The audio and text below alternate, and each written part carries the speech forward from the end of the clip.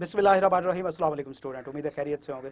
चलिए जी, आज की वीडियो बेसिकली एक क्वेश्चन के ऊपर ही है, लेकिन वो क्वेश्चन तो बहुत ही शॉर्ट स्कोप के ऊपर है। हम थोड़ा सा बड़े स्कोप में उसके ऊपर डिस्कशन करेंगे। क्वेश्चन है sir, online study versus physical class, इसमें से बेहतर कौन सी है? तो बेटा ये क्वेश्चन बहुत ही छोटे स्कोप का है। बेसिकली इस क्वेश्चन को मैं सबसे एंड पे आंसर करूंगा, लेकिन उससे पहले एक इंतहाई इंपॉर्टेंट टॉपिक है जो है सेंस ऑफ रिस्पॉन्सिबिलिटी का मसला स्टूडेंट्स के अंदर। उसको मैंने थोड़ा सा आज डिस्कस करना है। कुछ आपकी आंखें खोलने वाली बातें हैं, कुछ आपकी अवेयरनेस की बातें हैं, तो लाजमी कंप्लीट वीडियो देखनी है बच्चे। मेंटोरिंग की वीडियो आप ना छोड़ें, बाकी बेशक आप जितनी मर्जी देख लिया करें, कोई प्रॉब्लम नहीं है। इसमें आपके लिए इस्लाही पहलू मौजूद होगा और लाजमी मौजूद होगा। ठीक हो गया? चलें जी, सबसे पहले चैनल को सब्सक्राइब करना मत भूलें, लाजमी सब्सक्राइब कीजिएगा। उसके अलावा कुछ क्वेश्चन है, हम इंशाल्लाह इनको भी आंसर करेंगे, जैसे कि फ्रीलांसिंग के ऊपर पूछा गया सी स्टूडेंट्स के लिए बच्चे। इसके लिए हम इंशाल्लाह नेक्स्ट वीडियो बनाएंगे। ये भी एक लंबा चौड़ा पंगा जो है वो शुरू हो चुका है। दूसरे नंबर पे क्वेश्चन है सर, डिपार्टमेंट ऑफ आर्टिकल्स के ऊपर बात करें जरा। फर्म डिपार्टमेंट और चार्टर्ड अकाउंटेंट प्रैक्टिस करने के बाद क्या क्या कुछ कर सकते हैं बेटा। इसके ऊपर वीडियो वैसे मैंने ऑलरेडी बना दी है, लेकिन आपके क्वेश्चन के अगेंस्ट में स्पेसिफिक वीडियो बनाई जाएगी इंशाल्लाह। और इसी तरह एक दो क्वेश्चन और भी हैं, लेकिन बहरहाल आज की क्वेश्चन को हम मूव करते हैं आज की वीडियो के ऊपर। बेटा देखो, सबसे पहली चीज़ अब मैं अपने टॉपिक के ऊपर आता हूँ, सेंस ऑफ रिस्पॉन्सिबिलिटी। डायरेक्ट मैं इस बात के ऊपर जाने से पहले थोड़ा सा आपको मैं समझाना चाहूँगा कि देखो बच्चे, आज के स्टूडेंट जो है, एक 20 साल का शख्स आज का और आज से 20 साल पुराना शख्स जो 20 साल का था, उन दोनों में बहुत फ़र्क है।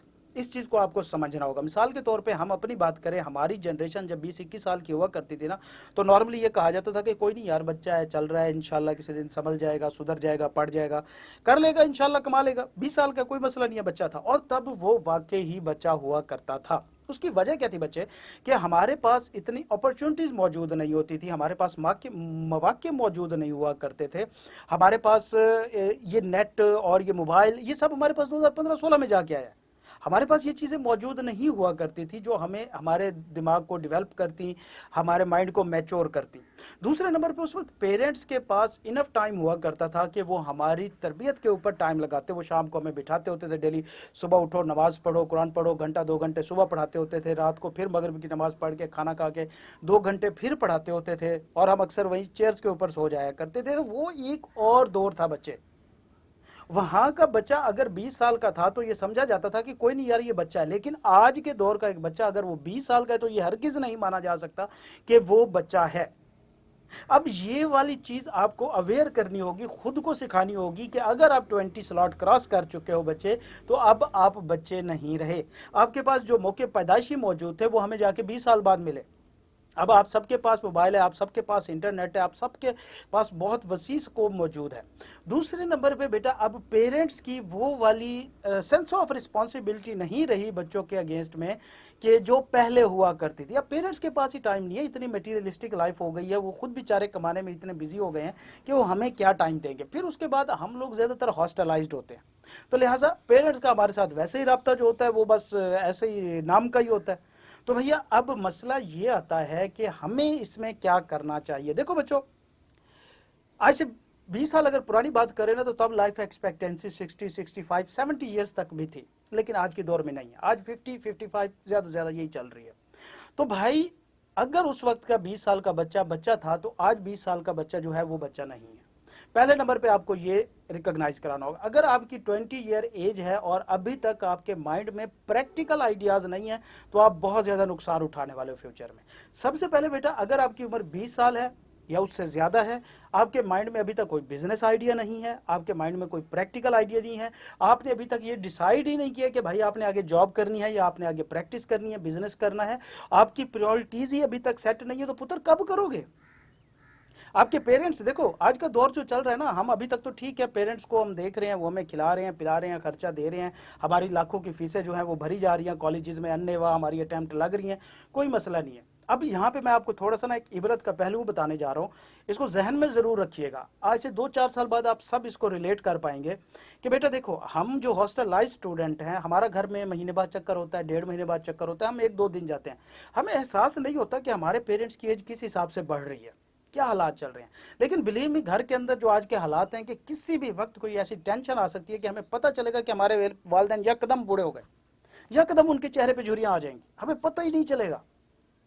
एक दिन 4-5 साल जब हम लगा चुके होंगे खर्चे ले लेके, या एक दिन हम घर लौटेंगे और देखेंगे कि यार हमारे वालिदैन तो बूढ़े हो रहे हैं।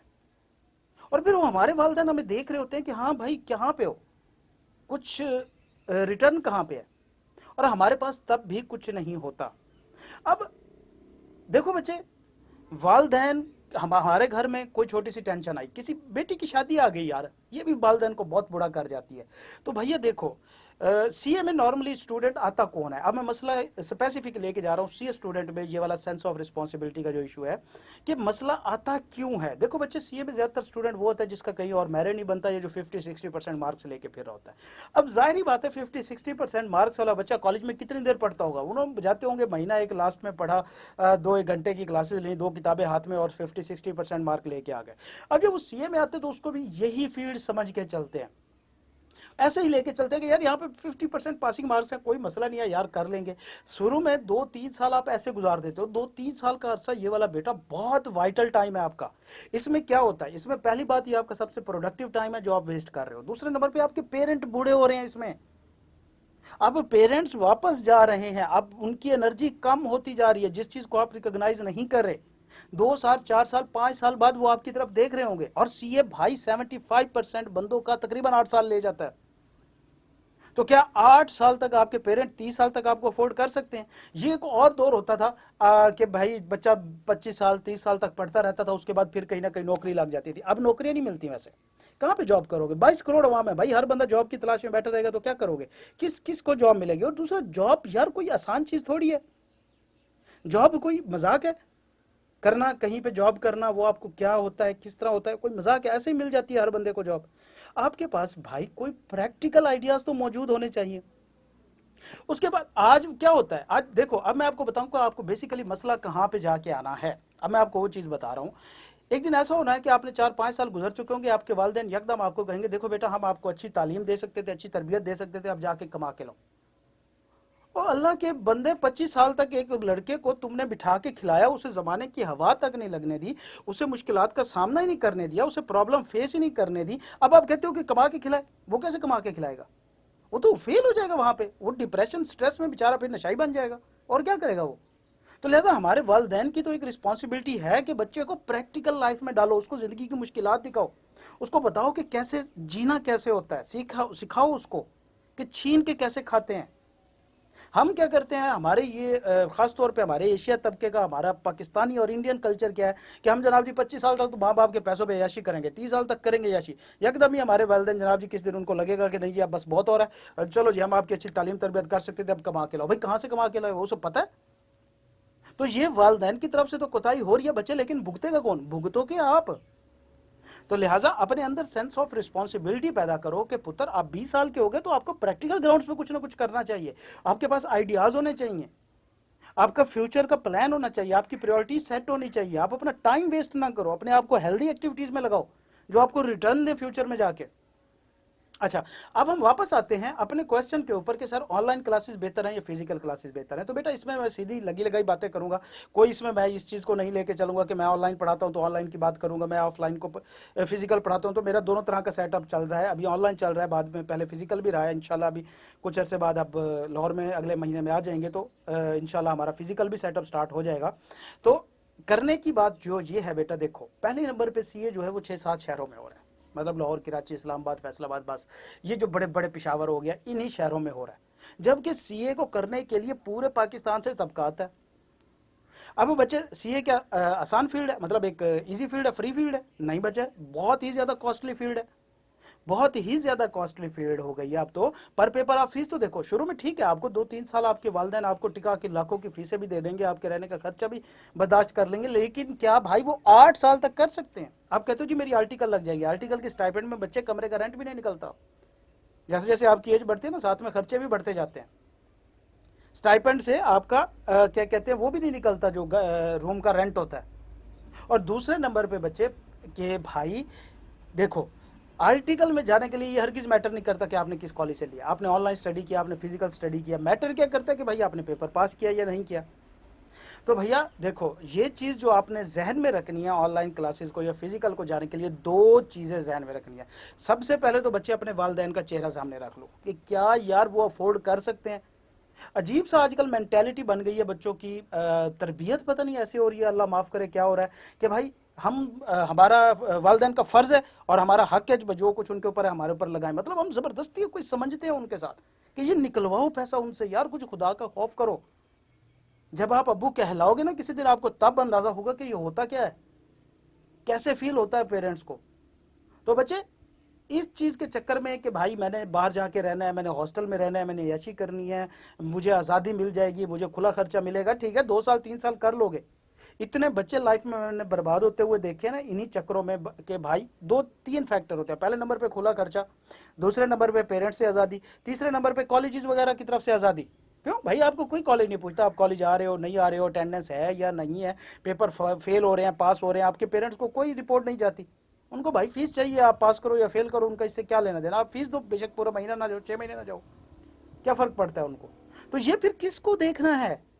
आपके वालिदैन भी आपसे 5 साल नहीं पूछेंगे। जब आप फुल तौर पे आपका बेड़ा गर्क हो जाएगा, आप कहीं के नहीं रहोगे, तब आपके पेरेंट पूछेंगे हाँ भाई 5 साल लगा रहे, क्या कर रहे हो तुम वहां पर, फिर क्या करोगे।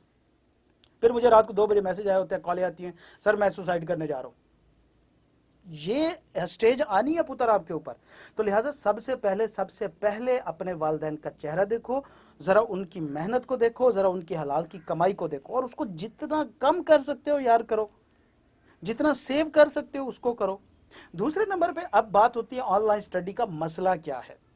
अब फिजिकल से ऑनलाइन, अगर मेरे से चले, मैं पहले ये बताता हूँ कि बेहतर कौन सा। देखो बच्चे, फिजिकल क्लासेस और ऑनलाइन क्लासेस में से आप मेरे से पूछेंगे कि ना मैंने पढ़ाया हुआ है दोनों, तो ऑनलाइन बहुत बेहतर होती है। उसकी मैं आपको रीज़न बताता हूँ। पहले नंबर पे ये रीज़न है बच्चे कि हमारे पास बहुत ज़्यादा वसी स्कोप होता है। हम क्लास में दरमियान में जब लॉ पढ़ा रहा होता हूँ, मुझे कोई भी चीज़ दिखानी होती है, मैं फ़ौरन नेट पे सर्च करके आपको दिखा देता हूँ कि ये देखो जी, ये SCCP की वेबसाइट है, ये ऐसे इनकॉर्पोरेशन होती है। हम क्लास में इनकॉर्पोरेशन करते रहते हैं कंपनीज, मेरे बच्चे जानते हैं इस चीज़ को, इनकॉर्पोरेट करते रहते हैं बाकायदा। एक क्लाइंट तो मैंने उनके सामने इनकॉर्पोरेट किया, मैं आपको वो फ़ौरन चीज़ उसी वक्त दिखा सकता हूँ। एक चीज़। दूसरे नंबर पे फिजिकल क्लास के अंदर इफेक्टिव स्टडी बेटा बमुश्किल 30 मिनट की होती है। 1 घंटे की क्लास हो तो 5-10 मिनट टीचर लेट आता है, 5-10 मिनट आपको खामोश कराने में लग जाते हैं। इसके अलावा किसी को खुजली हुई, किसी को खुरक हुई, किसी को खांसी आई, सारी क्लास डिस्टर्ब हो जाती है। मुश्किल 30 मिनट की स्टडी होती है, जबकि ऑनलाइन क्लासेस के अंदर हम इफेक्टिवली 50 मिनट पढ़ाते हैं, किसी का कोई इंस्ट्रक्शन नहीं होता। फिर तीसरे नंबर पे जो फिजिकल क्लासेस होती हैं उसके अंदर 3-4 बच्चे डोमिनेट कर रहे होते हैं पूरी क्लास को, जो फ्रंट पे बैठे होते हैं वही बोल रहे होते हैं, पीछे वाले सारे खामोश होते हैं। वो इसी परेशानी में होता है, और इसको इतना कुछ आता है, इसको इतना कुछ आता है, क्लास में पढ़ते ही कुछ नहीं है। किसी को व्हाइट बोर्ड दूर होता है, किसी को करीब होता है, किसी को आवाज़ नहीं आ रही होती, किसी के अंदर क्वेश्चन करने का कॉन्फिडेंस नहीं होता। तो ऑनलाइन के अंदर ये सारी चीज़ें ओवरकम हो जाती हैं। खासतौर पे अगर 2 वे इंटरेक्टिव क्लास है, जिस तरह के हमारा एक सेटअप है, तो भाई आप हर बंदा क्वेश्चन पूछ रहा होता है। किसी को कौन शक्ल से जानता है भाई, अगर किसी ने बोंगी मार भी दी है तो क्या फर्क, एक नाम ही तो आपकी पहचान होती है, इसके अलावा तो कुछ नहीं है। तो लिहाजा मेरे तरफ से बेटा ऑनलाइन का स्कोप बहुत वसी है। मतलब हम आप इजीली आपको पढ़ा सकते हैं, कॉस्ट सेविंग है, और सबसे इंपॉर्टेंट चीज़ बेटा अब इसमें जो मसला है, मसला क्या है फिजिकल और ऑनलाइन स्टडी में बेटा, वो सिर्फ 10% का एक इशू है, वो है स्टूडेंट की कमिटमेंट, जो हम फिजिकल में इंश्योर कर लेते हैं, ऑनलाइन में नहीं कर सकते। मतलब कि बच्चा एक एक्टिव बैठा है, क्लास में बैठा है, आता है नहीं आता, उसको झाड़ पिला दी, तो वो इस वजह से थोड़ा सा वो रेगुलर रहता है क्लासेस में। अब यहाँ पे फिर मैं उसी चीज़ में जोड़ूंगा कि भाई अब ये मामला किसको करना है, ये सेंस ऑफ रिस्पॉन्सिबिलिटी आपके अंदर किसने प्रोड्यूस करनी है कि पुत्र अब आपके वो दिन नहीं रहे कि आपको लित्तर मार के पढ़ाया जाए, आपको कान पकड़वा के पढ़ाया जाए, आपसे डेली बेस पे पूछा जाए किधर पढ़ रहे हो, क्यों नहीं पढ़ रहे, आपके घर में शिकायतें लगाई जाएं। यार आप थोड़े बड़े हो जाओ भाई, प्रोफेशनल स्टडी में हो, इस स्टडी ने आपको अर्न करके देना है। अभी भी आपका एटीट्यूड ये है कि यार हमें कोई गाइड करने वाला हो, हमारे ऊपर कोई डंडा लेके खड़ा रहे तो हम पढ़ेंगे। किसका नुकसान कर रहे हो, हमारा कर रहे हो, कोई फर्क नहीं पड़ता, हमारी फीस आ गई, हम तो क्लियर हैं। अपना नुकसान कर रहे हो। 2 साल 3 साल अयाशी कर लोगे ना, मैं ऐसी सैकड़ों मिसालें जानता हूं पुत्र, जो 2-3 साल अयाशी के बाद फिर मुझे पता है कि वो क्या कर रहे हैं। तो ये वाली बेटा सोच को ख़त्म करो, अपने अंदर सेंस ऑफ रिस्पॉन्सिबिलिटी पैदा करो, अपने वालिदैन का थोड़ा सा एहसास करो, अपने टाइम पीरियड का एहसास करो, अपने फ्यूचर का एहसास करो, अपने आने वाले बच्चों का एहसास कर लो यार कम अज़ कम। ठीक है पुत्र। तो ये आज की हमारी वीडियो थी, थोड़ी सी इमोशनल, थोड़ी जज्बाती, थोड़ी सी लेंथी। तो इंशाल्लाह आपको बहुत कुछ समझ आया होगा इसमें से। किसी का भी कोई क्वेश्चन है वो आप पूछ सकते हैं मोर स्पेसिफिक, क्योंकि बेटा देखो जब वीडियो चल रही होती है ना, मैं भटक जाता हूँ, कोई लिखी लिखाई चीज़ें नहीं होती। 3-4 पॉइंट मैंने लिखे होते हैं, इसके ऊपर मैंने बात करनी होती है, तो मैं कहीं से कहीं भी निकल जाता हूँ। हो सकता है बीच में तरतीब भी टूट जाती हो, कहीं पर कोई पॉइंट स्किप भी हो जाता हो मेरे जहन से, तो आप स्पेसिफिकली मेरे से पूछ लिया करें, हम उस पर वीडियो भी बना दिया करेंगे, हम उस पर आंसर भी कर देंगे। ठीक है बेटा। तो अल्लाह ताला आप सबको ढेरों कामयाबियाँ दे। अभी फ्रीलांस डांसिंग वगैरह उन चक्रों में ना पड़ो, चुप करके अपने पेपर पास करो। जैसे आपके पेपर होंगे इंशाल्लाह हम इसके ऊपर पूरे पूरे सेशन करेंगे, आपको पूरी डिटेल के साथ बताया जाएगा। बहरहाल इन चीज़ों की टेंशन नहीं लेनी, ठीक है बेटा। तो अल्लाह ताला आप सबको अपनी हिफ्ज़-ओ-अमान में रखे, बहुत सारी कामयाबियाँ दे। अल्लाह हाफिज़।